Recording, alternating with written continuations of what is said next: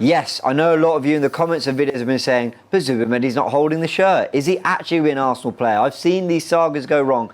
He's going to be an Arsenal player. We had it this week confirmed that he's literally been at the training ground doing paperwork, all that. We knew, shout out to Sammy Bockwell, he said in January he is set to sign. And a lot of people are feeling like it's dragging on. That's because Sociedad want the deal to happen in July for various financial reasons. He's going to be an Arsenal player. He will be, unless anything goes wrong, right? And we hope not. He will be on tour, Singapore, Hong Kong, pre-season, ready to start. And with Partey looking like he's going to go, and we'll give you a little word on Christian Norgard at the end of this video too, it's looking like Zubimendi's going to have to get to grips with his role in this Arsenal team and Arsenal system very, very quickly. So let's break down who he is, what he's going to bring to Arsenal with Graham. As always, Graham, good to have you back. Sorry we couldn't do last week, everyone. We did some various bits of content, but it's good to be back.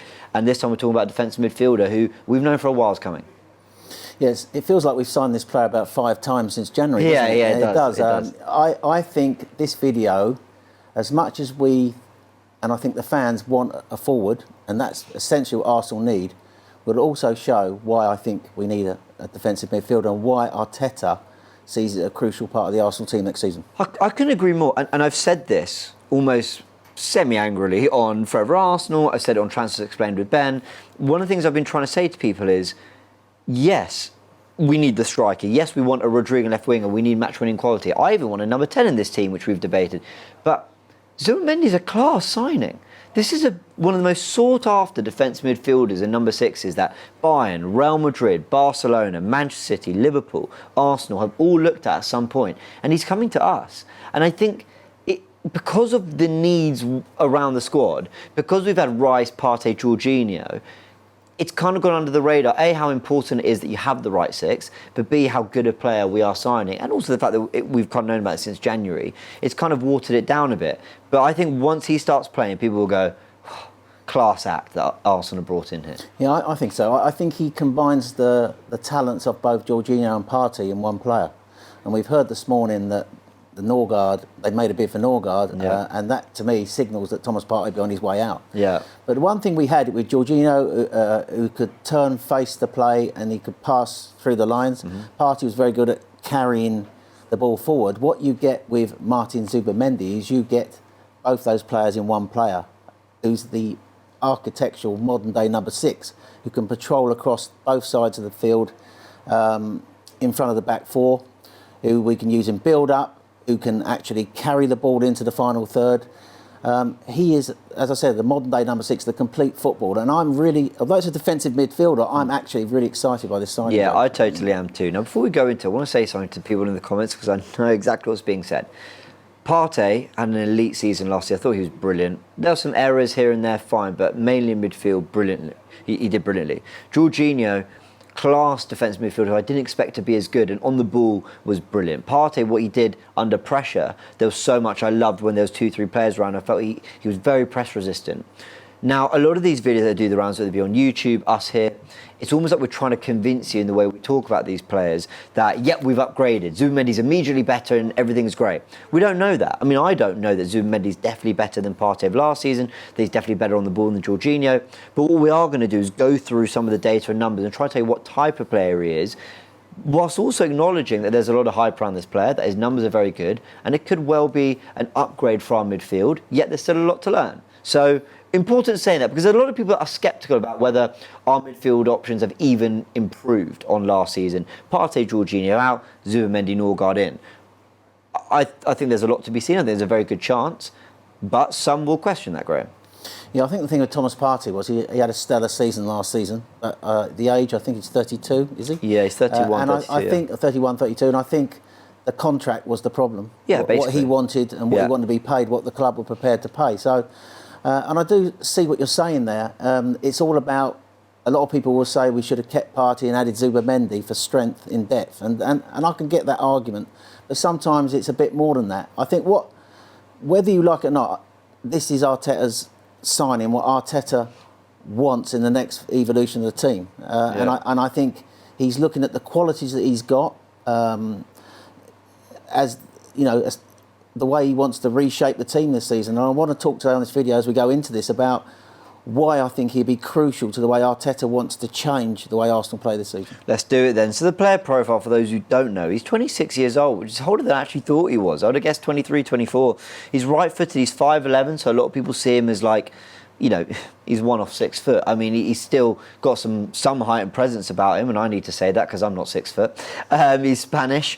Obviously played a lot of football for Spain recently when Rodri was out, and I think what's interesting is how he thrived when he came on in the second half against England when Rodri went off in that game, how he did brilliantly in the Nations League games recently in Rodri's absence and really stood out against France and Portugal, I believe it was. So this is someone who is doing it. Yes, we talk about doing it for Sociedad and we'll look at some of his numbers in La Liga, but on the international stage has impressed as well.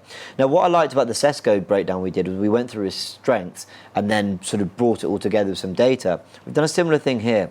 His strengths are press resistance, duels, tackles, interceptions and recoveries. So there's plenty on the ball stuff we'll talk about, but a lot of the off the ball stuff is, I mean, and that's part and parcel of any player that plays for Mikel Arteta. You've got to be good off the ball. Particular skills that you've talked about here is reading the game, ability to drive up the pitch, line breaking passing, which we've got some really good data on, and progressive passing too.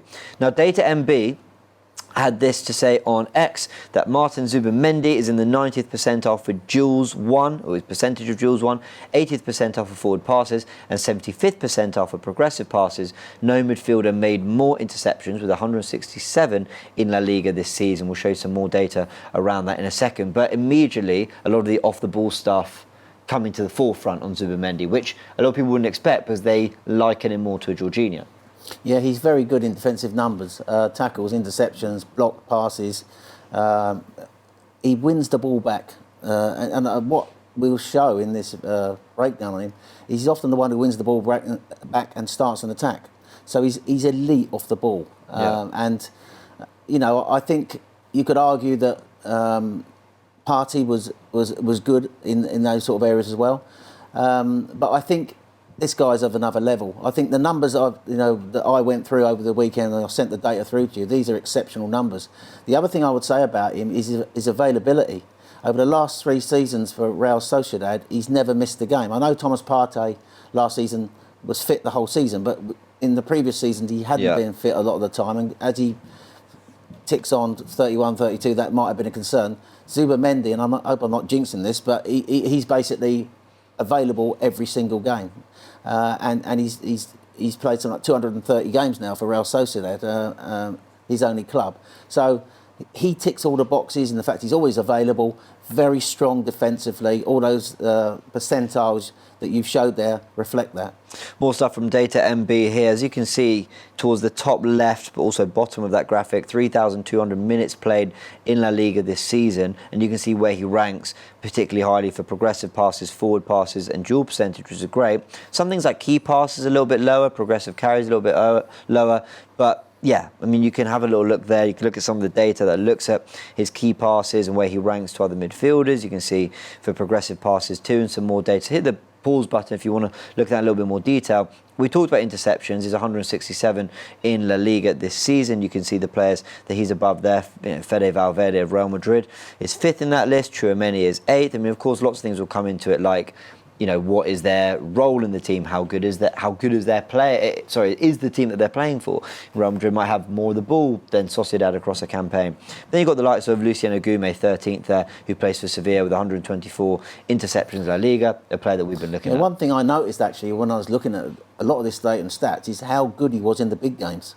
So we talked about how you're going to judge those numbers, but when he played in the big games against Real Madrid, Barcelona, he stepped up. He is a big game player. Yeah, and obviously when he took over from Rodri's role in the Spanish team, I mean, as good as Rodri is, they're not talking about Rodri. And he had a brilliant game in the final, didn't he, against Portugal? In those 120 minutes he played, he scored a goal as well. So those numbers reflect what we're buying. And you can't fail not to be excited by the numbers that he turns out. I completely agree. I'm so glad you mentioned the big game thing, because I didn't have it in my notes, but you're right. I mean, coming on in the final, it's not easy to come on in a game at any point to get up to speed with the tempo, yet to come on in a final. Yeah. And a lot of people, and I'm not saying he's better than Rodri before Man City fans get mad at me, but a lot of people felt Spain got better when he came on in that second half. And it just says, you know, you're right, France and Portugal. Some will say Nations League, others will say competitive international fixtures in which he had to step up and play well. And whenever I see comps doing the rounds on X,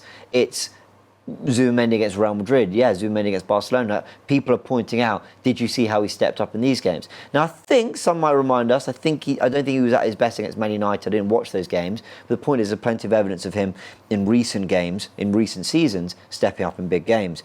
Squawka, since the start of also, I think he was part of the midfield with David Silva that went and won Sociedad their first Copa del Rey in years and years. So, Squawka had this to say, that since the start of the 2019-20 season, when he made his first start for Real Sociedad, Zubimendi has the second best success rate of any midfielder in La Liga to contest 250 aerial duels after Lucas Toro with 65.85%. His is at 65.74% win rate, and it breaks down to contested and won. They've also put here, no wonder Mikel Arteta wants him. Yes, he does a lot of stuff off the ball that you just have to do to be a part of Arteta. The counter press, the way we squeeze teams in, what we do off the ball is crucial to everything Mikel Arteta wants to achieve with Arsenal and Zubimendi, and anyone coming in like Christian Norgard, whose defensive numbers are good on FBref, are going to be expected to do that. Now, some interesting stuff you sent through here. I've not put in a graphic. I've actually just copied and pasted the text you sent through to me, talking about his averaging 65 passes per 90, talking about how these numbers paint a picture, although his passes complete around 45 are slightly underwhelming. They paint a picture of where his strengths are, loads of touch in the defensive and middle third. What was it you were trying to break down? Because I don't want to sort of repeat your words. I think what I noticed when I looked at those numbers, he didn't have what I would thought the number of touches I thought he would have in that position. Yeah. But one thing I did see was a lot of quality in all the work that he did. Everything he did, the numbers, the quality in everything that he did. For example, on take-ons. Yeah. And I was talk about that when he's in possession. But everything about him, I thought those touches he would have more. Well, you put here 3.81 per 90 defensive touches in the penalty box. Average over the season. I thought they would be higher than that because he plays in that position where you want him to get on the ball and you want him to dictate the play. You want someone who's going to be press resistant or drive through past the player or play a line breaking pass. What that tells me is when he gets the ball, he uses it quickly. What he's going to do, there's not too many sideways passes and getting the ball back, and I think he's very authoritative in everything he's done. So I think that reflects for me why the touches are slightly lower. So let's talk about him in more possession then, because we got here his heat map for the 24-25 campaign in La Liga. Now, as you can see, we're going left to right here up the pitch. There's a left bias slightly. Yes. This is someone who moves around the pitch, but there's a left bias slightly. And there's a lot more in that higher left position than I expected to see. We'll discuss that in a bit more detail. Yeah. We've also got here the passing network against Athletic Club. Now, what did you tell me that this was the game we had the most touches and most passes or something? Yeah, I think this was one of his best performances in output. Mm-hmm. What I took from that is, and I know we talked about this, we see him more as a left-sided sort of player. Mm-hmm. But this showed to me that he can open the pitch up left and right side. He can pass. He can involve players on both sides of the pitch. Mm-hmm. He can play an angle pass out to the right hand side, for example, from the left hand side of the pitch. And this showed me the build-up shape that they were using in this particular game. But it did show, as much as we feel as though he's a left hand side player, that he's fairly flexible and able to play all horizontally across the pitch. Well, it's got here, interesting that there is the average position of him as the number 4, again, leans slightly to the left, and also how many times he's receiving and combining with, again, over Zubimendi. So absolutely, he can go both sides. But again, there's that bias that we saw highlighted there. Yeah. Then we've got here Martin Zubimendi's forward. By the way, thanks to the Opta analysts for putting all this together. I mean, obviously, it's credited there on the graphic, but we should say that. These are Zubimendi's forward passes in La Liga. Now, sometimes it's why context is important to everything. We'll watch more of him, we'll understand the player more, but a pass accuracy of 67% might feel quite low for forward pass. I don't know. His pass accuracy and his passing numbers in general don't stand out as amazing. But if he is getting into that left channel a little bit more and punching the ball forward loads, you're going to lose the ball more. So recognised as a 6 who's meant to keep the ball moving all the time, is there someone who's got a little bit more daring about his passes? Is he someone who's trying to make a little bit more happen from deeper areas? I think you've just literally summed up what I read into those numbers as well. I think he's somebody who the numbers will be slightly lower than some players because he he recognises that risk-free reward. Tries more. And that's something I think that we need to do at Arsenal Yeah, this I season, totally agree. because I think that's where, you know, we've watched the way the team have tried to sort of like just exhibit control without real penetration. He's somebody who can play that penetrative line-breaking pass. It might not always come off, Yeah. but he's able to do it, and I think when it comes off, it's going to reap the rewards for the team. Yeah, I totally agree. And just looking at these passes again, a lot more in that left channel. And the reason I really want to talk about this is because it reminded me of a graphic again from Opta Analyst from nearly a year and a half ago. And I'll show you it here. It's actually not, it's Canon Stats, apologies. This is Jorginho, and I've referenced this quite a few times on the Gooniverse, but it's Jorginho playing in the left 8 against Liverpool in a more of a double pivot role with Declan Rice, who moved to a sort of a flat 6 position, protecting Saliba and Gabriel at home against Liverpool in a 3-1 win. Massive game in terms of trying to chase them down in the title race in the 23-24 campaign.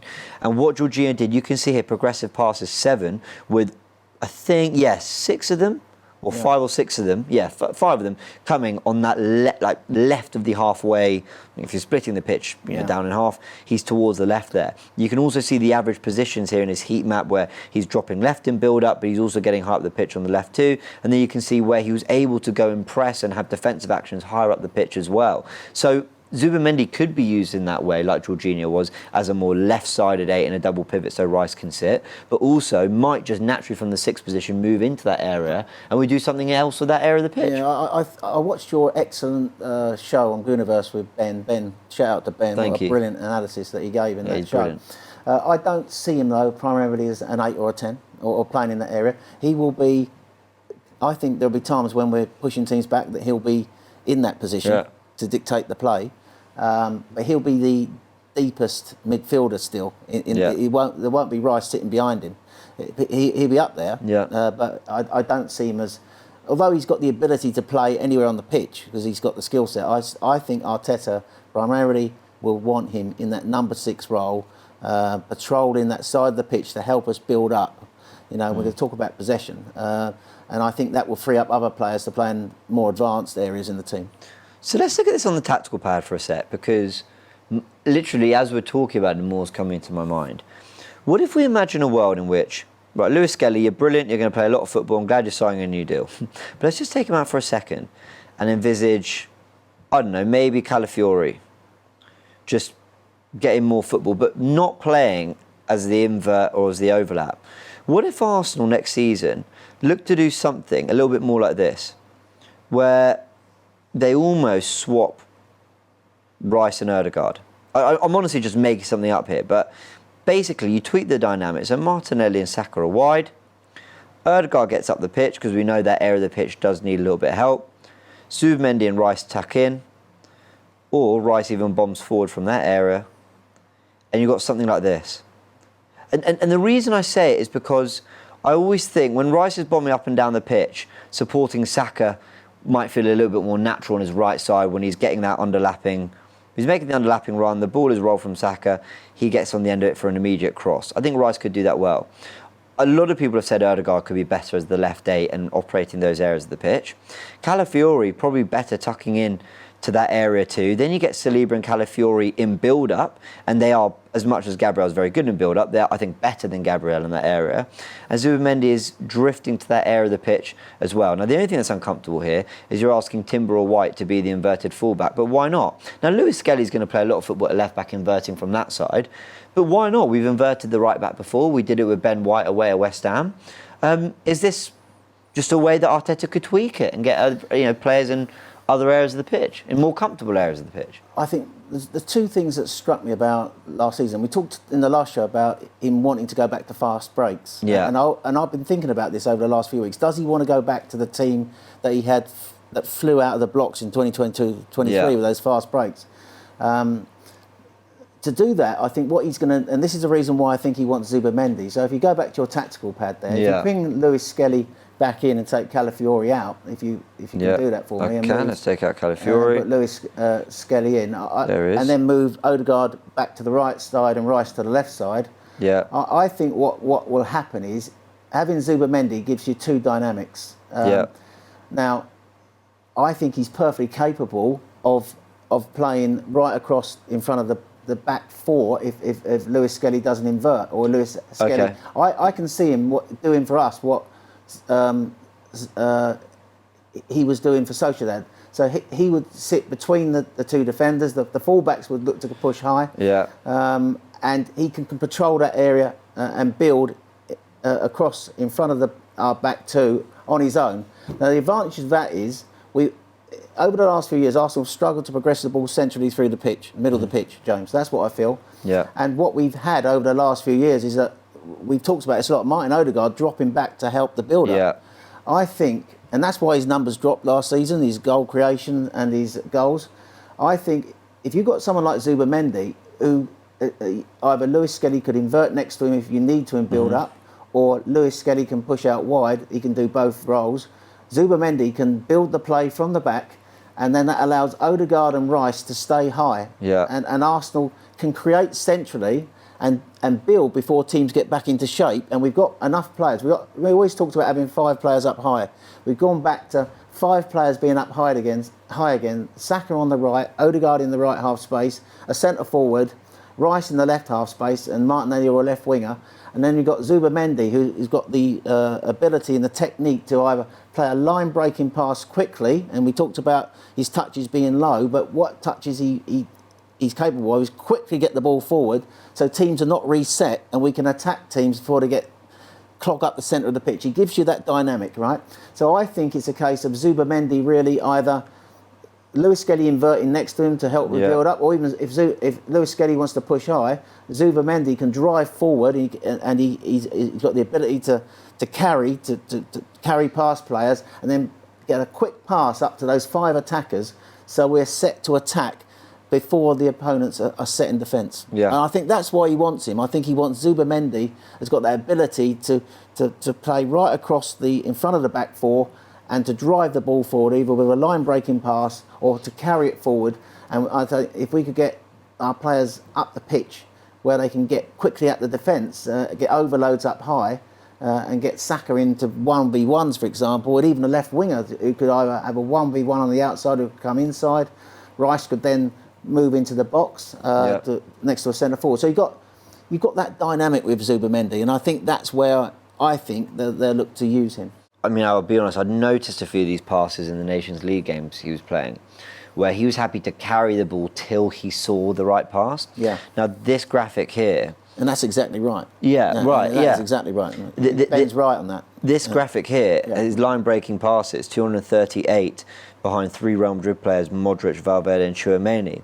That's obviously compared to all midfielders in La Liga 2020, in the 24-25 campaign. Shows you how high he is for actually playing those passes. Now, there needs to be a receiver. That's why you're going to have Atletico and Real Madrid players high up the pitch. High up a list when it comes to something like line-breaking passes. But when I was watching him, he seems to carry into the space where he can then play that pass, as opposed to touch, look up, oh, the line-breaking pass isn't there, all right, we'll recycle and start again. He'll go, okay, it's not on now, but if I carry into this space and the game moves with me, then I can find one.